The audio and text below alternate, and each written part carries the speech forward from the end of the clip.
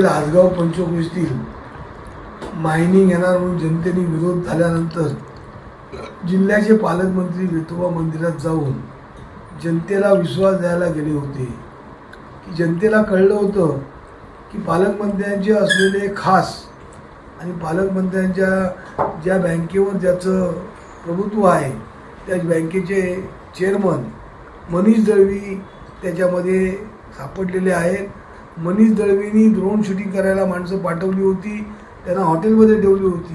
हे पालकमंत्र्यांच्या आदेशाने झालं असल्याची जनतेला आणि ग्रामस्थांना खात्री पटल्यानंतर पालकमंत्री आपल्या त्याच्यावर पांघरून घालण्यासाठी विठोबाच्या मंदिरात जाऊन जनतेला फसवून की बाबा आम्ही ह्या मायनिंग प्रकल्पाला विरोध करणार नाही, आजगावमध्ये जे एक योगा सेंटर 300 एकरमध्ये येणार आणि इथे हॉटेल येणार आणि मायनिंग प्रकल्पाला विरोध करणार नाही.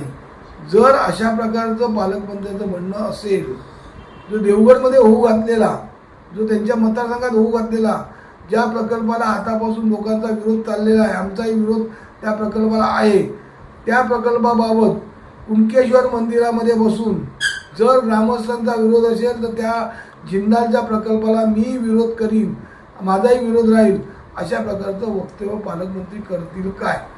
पालकमंत्र्यांनी खऱ्या अर्थाने माहीत नसेल त्यावेळी पालकमंत्री या जिल्ह्यात राजकारणात नव्हते, पण नारायण राणे जेव्हा काँग्रेसमध्ये गेले आणि महसूल मंत्री असताना कळणे प्रकल्प ज्यावेळी आला मायनिंगचा, त्या कळणे प्रकल्पाला सर्व ग्रामस्थांनी आमच्यासारख्या नागरिकांनी ते प्रकल्प कसा जनतेला घातक आहे, तो प्रकल्पामध्ये जो EI रिपोर्ट कसा खोटा लिहिलेला आहे हे आम्ही जनसुनावणी दाखवून पण राणेंनी त्यावेळच्या जिल्हाधिकारी निधी पांडे यांच्या माध्यमातून तो प्रकल्प नेटून नेण्यासाठी, कारण त्यावेळेचे तत्कालीन रोहिदास पाटील यांच्या तत्कालीन काँग्रेसचे नेते रोहिदास पाटील यांच्या मुलाचा तो प्रकल्प असल्यामुळे तो प्रकल्प नेटून नेण्यासाठी पालकमंत्र्यांनी पूर्णतः सहकार्य केलं हे जनतेला माहिती आहे. एवढंच नव्हे तर तिकडच्या एका खून झालेल्या खुनामध्ये ग्रामस्थांना तिकडचे अडवले, ग्रामस्थ अजून विसरलेले नाहीत.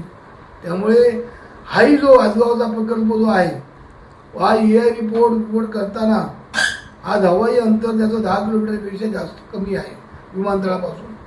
तोही प्रकल्प होणार नाही, पण तो प्रकल्प रेटून नेणार. हा प्रकल्प जिंदालचा आहे, देवगडमध्ये घातलेला प्रकल्प हा अदानीचा आहे. या प्रकल्पाला नितेश राणे विरोध करतील काय? कारण हा प्रकल्प हे वरून लादलेले प्रकल्प आहेत. या प्रकल्पाची नोटिफिकेशन झालेली आहे, या प्रकल्पाची मंजुरी मायनिंग विभागाकडे आलेली आहे. ते जिल्ह्याच्या पालकमंत्र्यांनी लक्ष घालावं. मग जर असेल तर अशा प्रकारची जर मायनिंग येत नसेल आणि मायनिंग होणार नसेल तर ते आलेले आदेश या अधिवेशनात रद्द करावे, तर जनतेला विश्वास पटेल. पण मायनिंग आणि औष्णिक प्रकल्पाला शिवसेनेचा विरोध असणार. शिवसेना ग्रामस्थांबरोबर राहणार, शिवसेना ग्रामस्थांबरोबर विरोध करत राहील. त्यामुळे जिल्ह्याचे पालकमंत्र्यांनी हे प्रकल्प न येणारे प्रकल्प, जे होणारे प्रकल्प न येणार सांगून ज्या खऱ्या अर्थाने जनतेला आपले वडील जेव्हा केंद्रीय मंत्री असताना निवडणुकी अगोदर ओरसमध्ये 200 कोटीचा ट्रेनिंग सेंटर आणणार होते, त्याचा दगड लागलेला आहे. तो 200 कोटीचं ट्रेनिंग सेंटर आणण्याची तसदी घ्यावी, जेणेकरून त्या ठिकाणी जिल्ह्यातली असलेले तरुणी तिथे प्रशिक्षण घेतील आणि उद्योगधंद्याला लागतील. ताज प्रकल्प येणार, योगा प्रकल्प येणार, अशा प्रकारचे सांगून हेच काम आपल्या वडिलांनी केलं आहे. कारण वडिलांपासून राणे प्रायव्हेट लिमिटेड कंपनीने या जिल्ह्याची विनाश करण्याचा प्रयत्न केला. विमानतळाला 200-250 हेक्टर जागा लागणार होती, त्या ठिकाणी 933 हेक्टरवरती विमानतळाला पेन्सिल लिहिलेलं होतं. सीवडला 200 एकर जागा लागणार होती, त्या ठिकाणी 19 हेक्टर जमिनीवरती पेन्सिल लिहिलेली होती. म्हणूनच ग्रामस्थांनी त्याला विरोध केला आणि तो विरोध करून तो प्रकल्प घालवण्याचा प्रयत्न केला. ग्रामस्थांचा प्रकल्पाला विरोध नव्हता, विमानतळाला विरोध नव्हता, जमिनीला विरोध होता. त्यामुळे ग्रामस्थांनी त्याप्रमाणे केलं हे त्यांना माहिती नसेल.